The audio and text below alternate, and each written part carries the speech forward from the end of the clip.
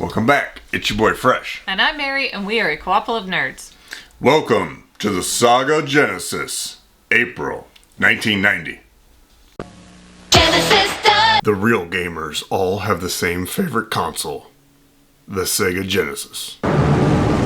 Is it a surprise? God loved Sega so much, he named the first book in the Bible Genesis.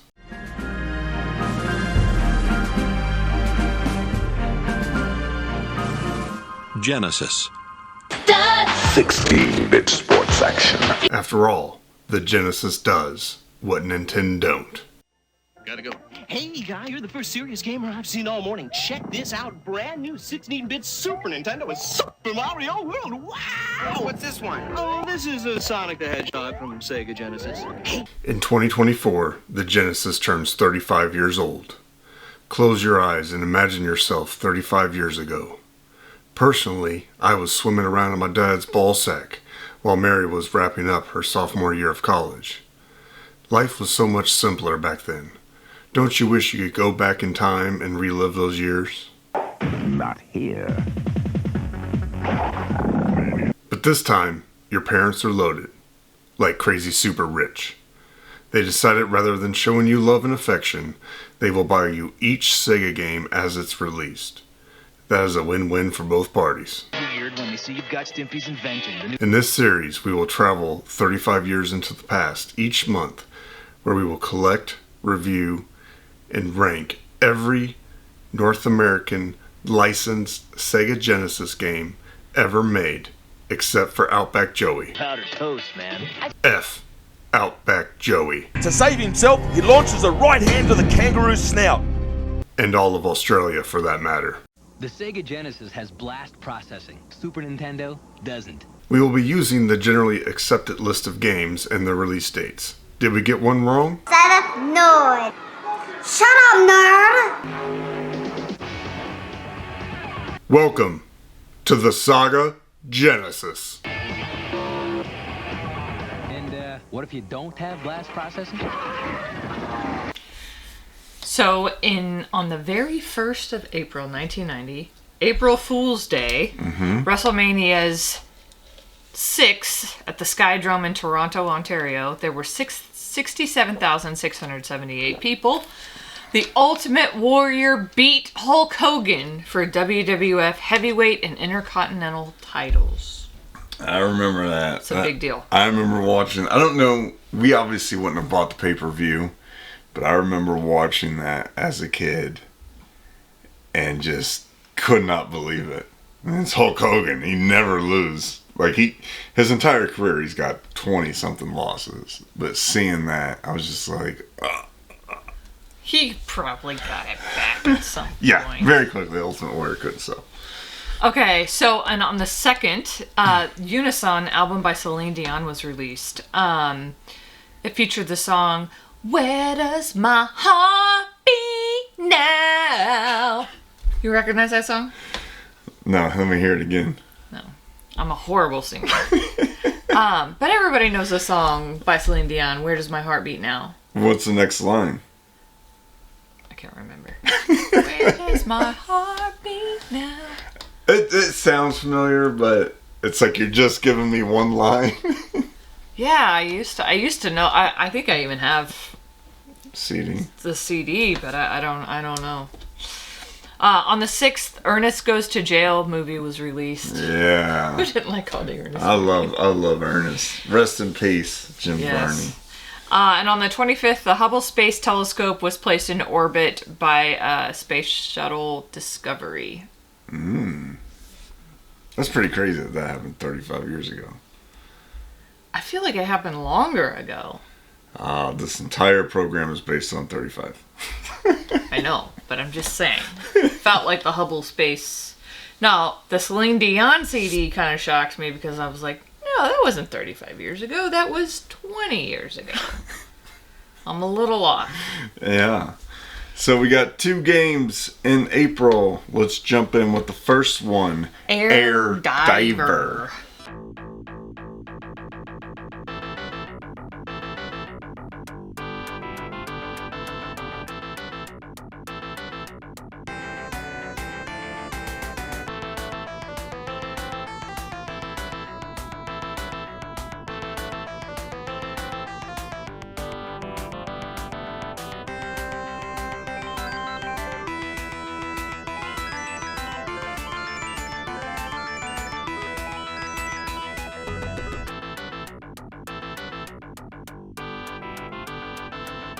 You just cut me off. Or my I said it exactly the same way you said it. Air diver. diver.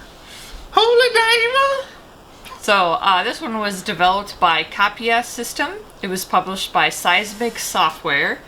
The producer was Kazuyuki Takasaki. The story was by Yoshihisa Tanaka. And the genre is combat flight simulator. Again, this one only plays one.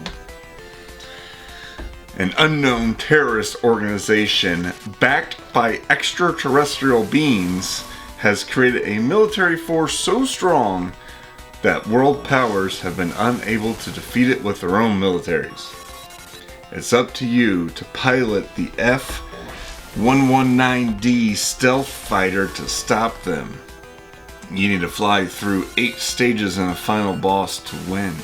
You are armed with twin Vulcan cannons, acting as the game's machine guns, and heat-seeking Sidewinder missiles.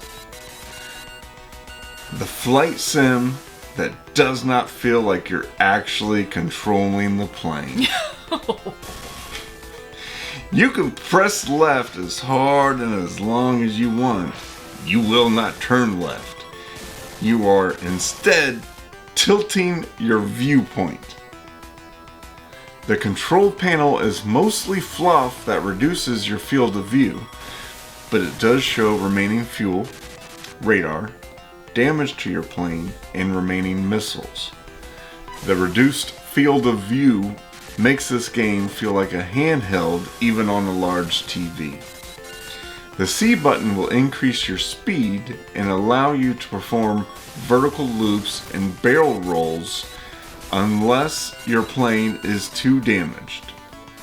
So guys will come up behind you. Obviously it's dogfighting and you're supposed to do the big vertical loop to get behind them like in Top Gun. Oh, okay. But if your plane is damaged, they will just kill you. Because you cannot get out with them.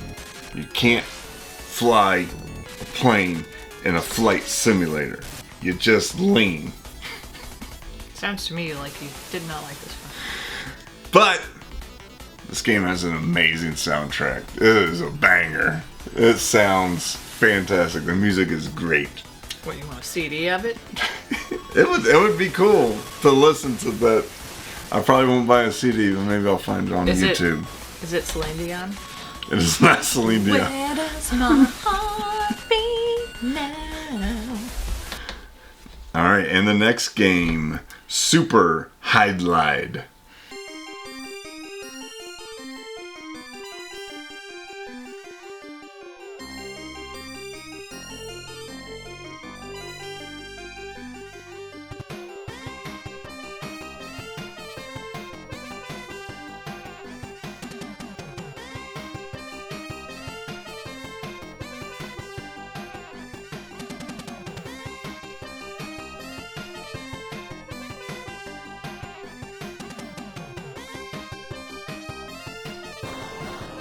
This is the Japanese title is Hydoraido 3 I Jigen no Omida.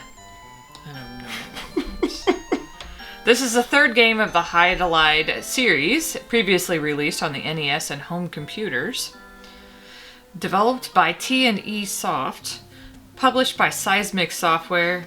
The main programmer was Saiki Matsumoto. The designer was Kyoko Miura. And the genre is action RPG. Plays one. Mm-hmm. Many years after the events of Hydlide 2, an explosion of flames appeared near the city of the woods. After that, monsters spread throughout the world. A young man is chosen to find the source of the evil. You can use greater than 5 characters for your name, and that is about all the positive things I can say about this game. So I can type fresh, because a lot of times I'll have to cut out the E because you want to use 4 characters. This one you can go greater. I think go up to 7. Oh, okay. Yeah. They put all their technology into getting enough characters for your name. This game uses a good/evil system. If you kill the wrong color monsters, you will drift to the evil side and the town folk will stop talking to you.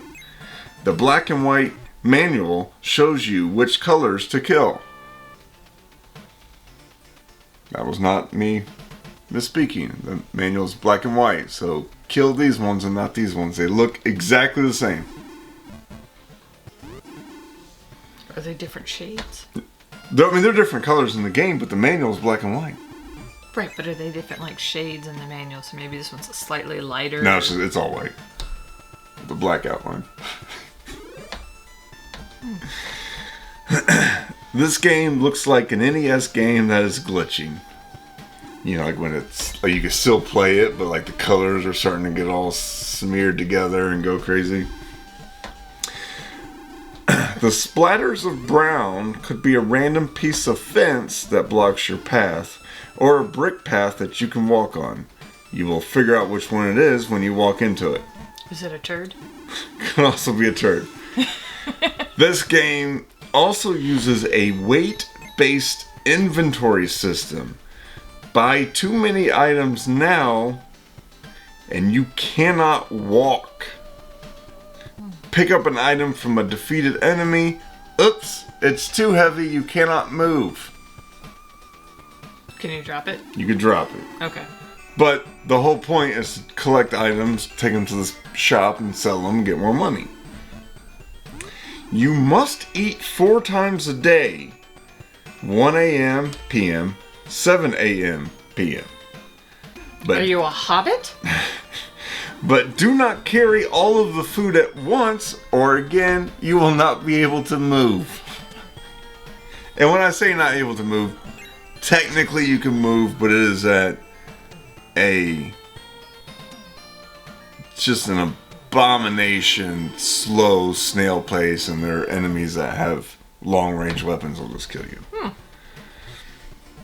If you miss a meal, your health will start to drain away and you will lose your strength. Your knife attack range is about as long as the character's manhood, and certain monsters in the game have long range attacks. So you got this teeny little knife that you're trying to stab and they're shooting rapid fire at you. The NPCs love to stand in your way while you are on a constant clock. So again, you have to eat, you have to buy the food, and they just stand in your way, blocking you from entrances, and so you're trying to like walk around them. And if you have too much weight, I mean, you're just stuck in quicksand. This game was flat out painful to play. Sounds like it. I probably went over the time I did gameplay footage recording because it was so awful. It was so painful. It is the worst game on the Sega Genesis. It is lower than Tommy Lasorda baseball. I would rather get my ass beat in baseball than to accidentally pick up a club and not be able to move. And you just have to drop it. See, well, then what's the point of giving random item drops if you can't move after you pick them up? I mean, they're trying to be realistic, right? That's too far. That's too far. It is the worst. I don't know if any game will be worse than it. You know, knock on wood. But Air Diver didn't do much better. So I put that 19th just above Tommy Lasorda baseball. If your whole purpose of your game is to fly, maybe be able to turn. That would be my suggestion. This was a horrible month. And I think what's so, like, this is the first action RPG. Super Highlight is the first action RPG. And by this time, The Legend of Zelda has already come out, and you released this turd? Oh my god.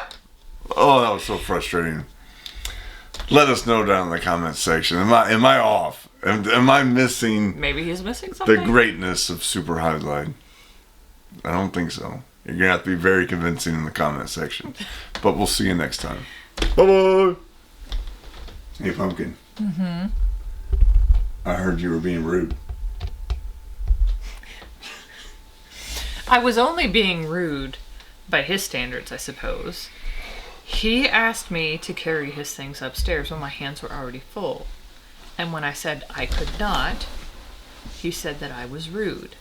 So then I asked him to carry my things up. And when he said he could not, I told him he was rude. So you used 5-year-old logic.